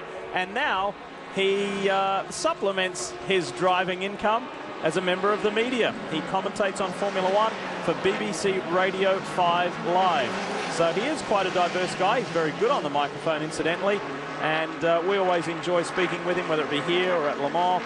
And this is a great moment where he is really starting to relish the opportunity. You're seeing some different light being shone on the cars. Calvin, this is a very challenging time of the day. It really is. It's very difficult, particularly in this transition phase when you're going from, you know, sunshine into dusk into the darkness at night. So, you know, it's a real special time of the day for the drivers to really adjust, because the light is changing, and in the closed cockpit, you know, certainly the dirty windshield has an effect there. The open cockpit cars is a little bit easier because the drivers can make some adjustments there. Our Jamie Howe can rival Calvin as far as her sunglass collection. She knows about changing light conditions. Jamie, can you add on this situation? Certainly do, and you know, drivers have a certain kind of sunglass, if you will, in the car with them, and that's in the form of their helmet visor. If you look at this helmet here, this one is a tinted visor, just like what you would see on a sunglass lens. It protects the driver's eyes from the fatigue of looking into the sun. But as we transition into the nighttime, you'll see a lot of drivers switch out this visor on the helmet to a clear one, just to keep the dirt and debris out of their eyes, because they no longer need that sun protection. So as you said, it's a very interesting time of day with the light change, but these drivers have practice this. That's the point of the night practice. Typically, they'll put the driver in the car who they know will be in the car during this transitioning time during the race, just so that they can get accustomed to where the blind spots are and where their new markers are once they can't see with the sun in their eyes.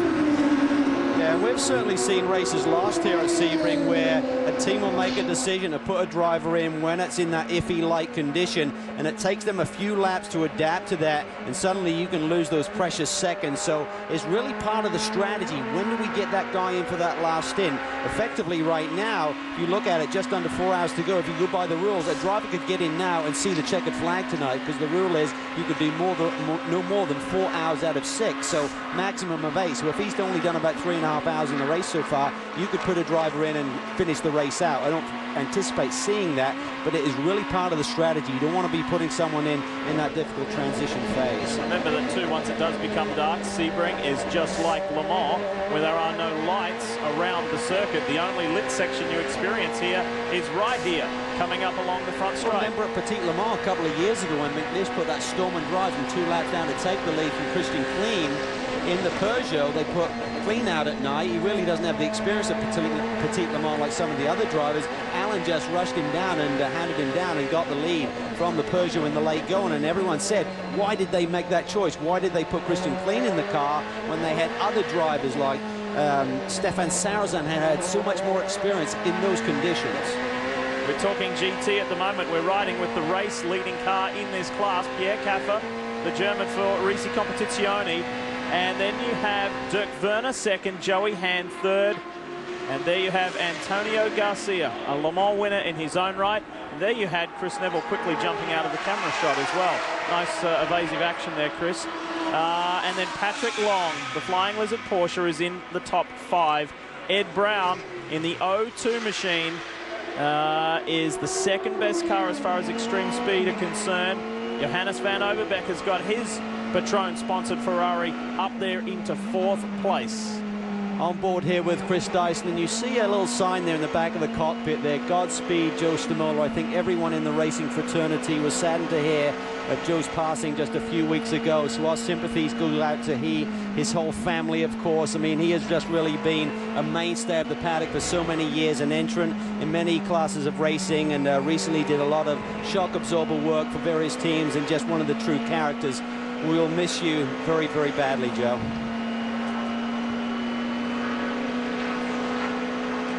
He was one of those lovely men who always had time for a chat, wasn't he? Yeah, he just loved it. He just loved the paddock. He loved being here. Went through some health issues many years ago, got over those, and you always see him cheerfully riding around on his golf cart, always ready for a chat and a story. And I had the opportunity of working with one of his drivers, Chris Clark, when he was running in the former Atlantic Championship. We did some coaching and testing and development together, and just a pleasure to work with. He really knew a lot. He really understood a race car very, very well. This new colour scheme, you may be saying, yeah, it looks a bit different. There's been various iterations of the Peugeot 908.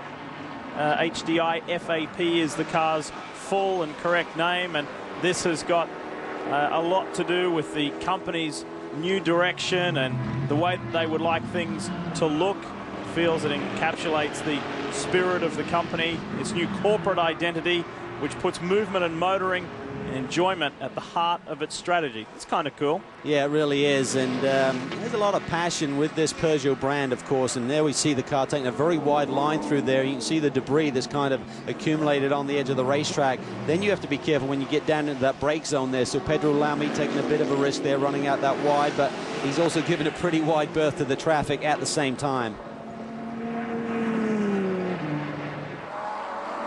You may have noticed some cars running in the race that earlier in the race may have been stranded out on course, and they have been allowed to do that in 2010 here at Sebring, get some assistance back to the paddock, correct the car, and get going again. Yeah, and I think with certainly some of these challenge cars this year, the series officials really felt that they may, you know, run afoul of some of the strategy points of a race. They didn't want to see cars that were healthy just stranded out there for the sake of maybe a gallon of fuel. So it's just something that they've laid out there. If a car's stranded and they get it back to the paddock safely, everything is okay, because under the ACO regulations for Le Mans, you're supposed to be able to get back to the pits under your own power. Driver has to stay within 10 meters of the car when the car breaks down. There are numerous regulations regarding a stranded race car. And with the field this year, they just wanted to try and keep all of the healthy cars running for as long as possible. I think that's a good move. And to that point, obviously that helps reduce the attrition rate, but the attrition rate hasn't been too bad. We've only seen 3 caution periods. The number 12 Autocon Lola has had a very tough day, and it didn't even take the start. Paul Gentilozzi and the Rocket Sports Jag, it also experienced a tough day. At least it did race today. So other than those two guys, everyone else has experienced a lot more running in this year's 2010 12 Hours of Sebring, which is good. Maximum participation is what we would enjoy. Yeah, absolutely. I'll tell you what, Pierre Caffer, our GT2 leader right there in the red Ferrari, is in a bit of a mess here. He's got a lot of cars all around him. He's just trying to keep it clean right now, run some good clean laps, because those BMWs are on the same lap as Pierre and running a little bit faster, so they're trying to chase him down. Well, the last time we checked, which was several laps ago, there was only 1 minute and 54 seconds between Pierre Caffer and Dirk Werner. That's the kind of motivation you need if you're Dirk Werner, and you can see some seconds being chunked out of that lead. We ride with him. When I took a break earlier, I grabbed a quick meal and I sat with Dirk and had a chat. He is thoroughly enjoying being a factory BMW driver, because while Dirk is synonymous with Porsches, he was never a Porsche factory driver. It wasn't really a source of frustration. He wanted to be, but he didn't get frustrated by it. He's now an official factory driver with another German manufacturer. BMW love him as much as he loves them, and it sounds like a successful partnership.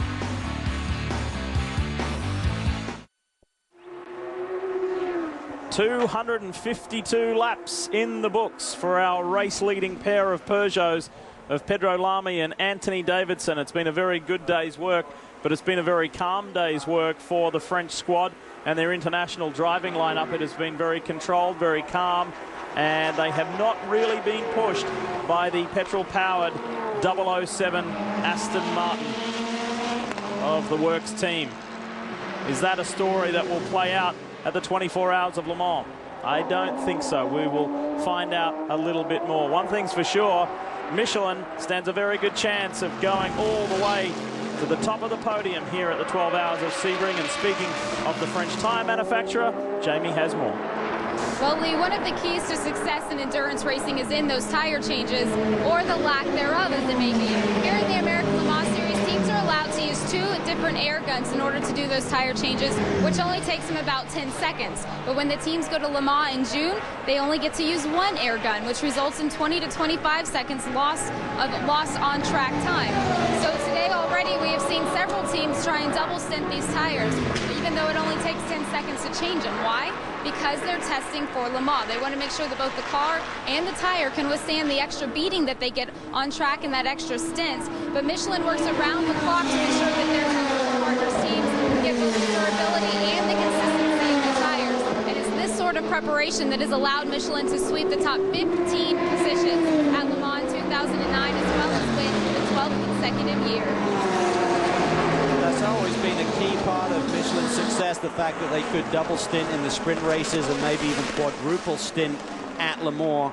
So that has even a more effect now, because when you're making one of those tire changes, as Jamie explained there, crucial seconds are lost, and a lot of the teams had various ways of trying to synchronize their pit stops to actually it says you can only use 1 gun, but it doesn't have to be the same gun. Yes. So there's a lot of stuff going on there with wheel guns being thrown over the wall and various things happening. Even in the LMP Challenge class and the GT Challenge class here, they have similar rules to Le Mans, trying to cut the cost somewhat. Only 1 gun is allowed, but we understand that some of the teams are using 3, using 1 gun on the left side and then throwing the 2 guns over on the right side. So lots of ways of trying to swerve around the rules.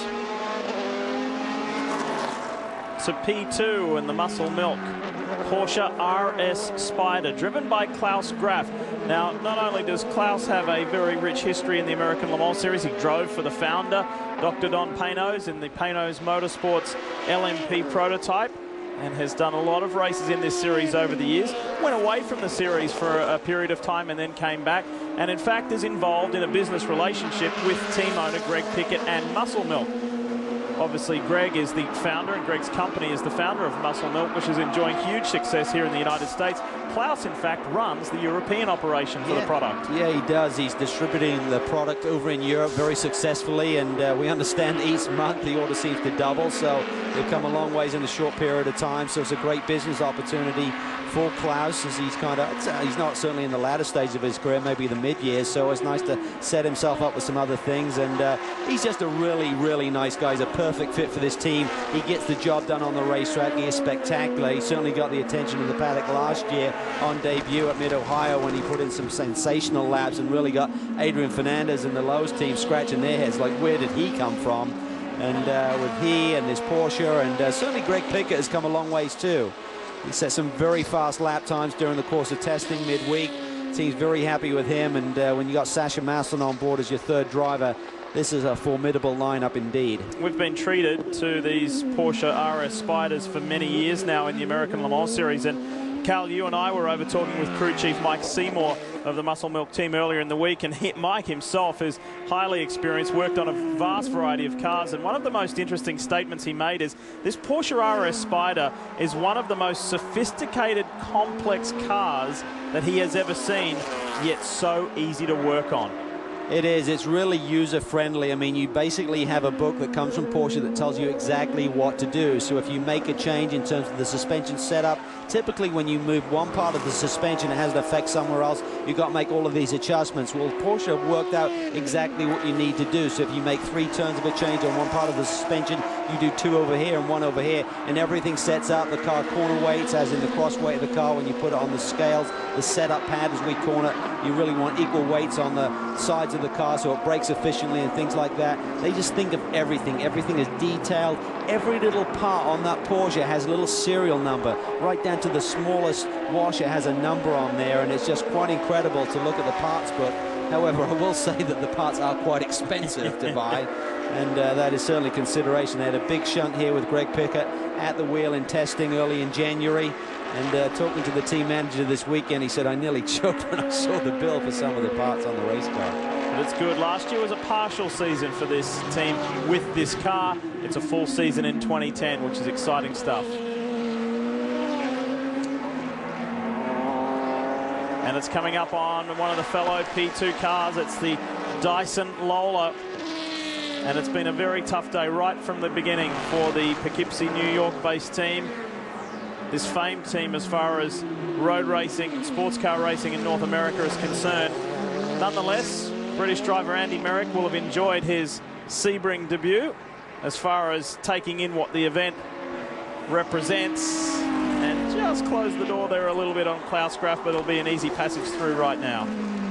Yeah, he's done a very nice job this weekend. He's tested with the team for 3 times now, and Chris Dyson said at the test, he said, boy, this man really has a lot of speed for his age, good maturity, ran over in Europe, not the full season with Collis in the Audi R10, so he's got good prototype experience. And he's actually a protege of the MSA Elite, which is a program based for British drivers.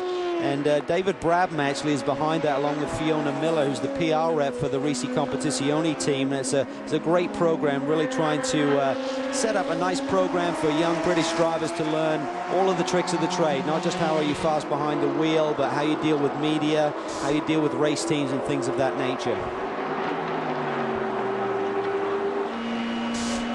This is inside. Last time we were riding inside the Dyson VP Lola, had Chris Dyson on board. Now Andy Merrick is getting up to speed. These guys are 3rd in class. That's where they'll stay unless something untoward goes for the top 2. It's been a faultless day for the leader in P2. That's Simon Pagenaud, a multi-lap lead over Klausgraff. They are not in danger of losing that lead so long as the car stays together and they keep it clean. Just over 3.5 hours until the checkered flag falls. Is it going to stay 08, 07? Or will the Peugeot boys start to turn it up a little? And the race is on in GT as well. That is far from done.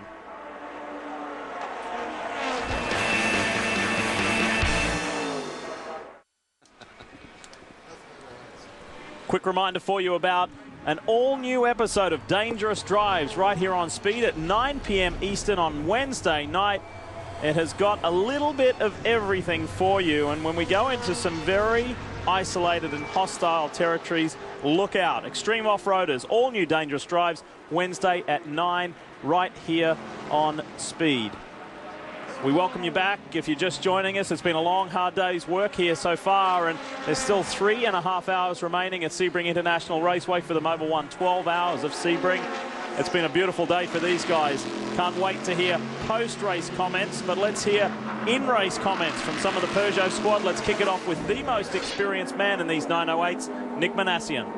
Yeah, Nick Manassian will be getting behind the wheel of the 08 car pretty soon. Now, right now, both the 08 and the 07 have got a nice, comfortable 3-lap lead over the Aston Martin. So are you guys in cruise control, or are both cars still fighting here?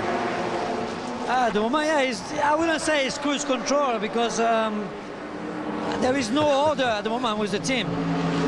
The team is letting us battling it out, the number 8 and number 7. So both of us want to be in front.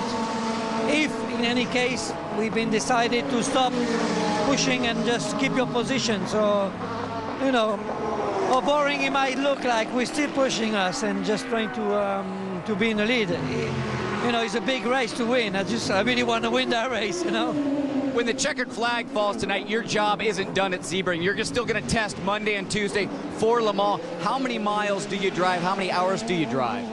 I guess we're going to put another 12 hours into the car, if no more. It's going to be one of the cars we've been racing today. Will be just put it in the garage, and on Monday morning it will be start up and they're going to go again, non-stop. Tuesday night, Monday night the same. Tuesday we start again and go again. So it's going to be just putting as much mileage as possible into the car. It's the toughest place to come here, and if you pass the test of reliability here, normally you're in good shape. You've been with this program since its inception. Last year, Peugeot finally got the win at Le Mans, but it wasn't your car. Were you a little bit disappointed about that? No, I wouldn't say disappointed. Endurance racing, you know how it goes. Last year was so many problems so early in the race, and it was very difficult to swallow. I find it really difficult, but the next day is forgotten. I'm really happy for the team. I never forget that I'm a lucky man to be driving such a beautiful